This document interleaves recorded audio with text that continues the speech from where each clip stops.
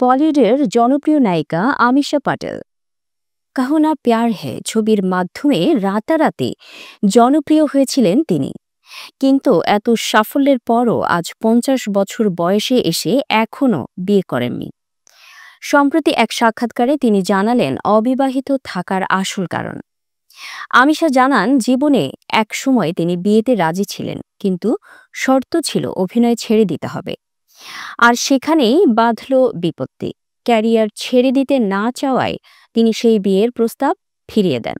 তার ভাষায়, আমি ক্যারিয়ারের জন্য অনেক কিছু হারিয়েছি, প্রেমের জন্য অনেক কিছু হারিয়েছি, কিন্তু মনে হয় দুটো ক্ষেত্রেই আমি শিখেছি।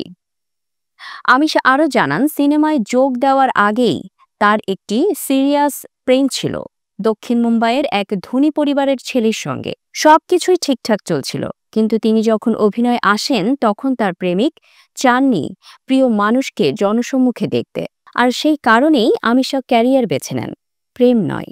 মজার ব্যাপার হলো আজও আমিশা নিয়মিত বিয়ের প্রস্তাব পান। শুধু তাই নয়, এমনকি তার বয়সের অর্ধেক ছেলেরাও তাকে ডেটে নিতে চায়।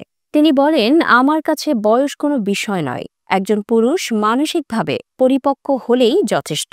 অনেক বড় বয়সী মানুষের সঙ্গেও দেখেছি তাদের বুদ্ধিমত্তা মাছির মতো।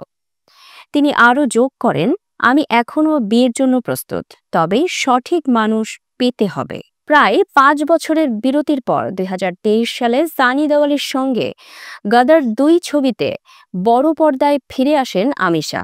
ছবিটি ব্লকবাস্টার হয় এবং বিশ্বব্যাপী ৬৮৬ কোটি রুপি আয় করে।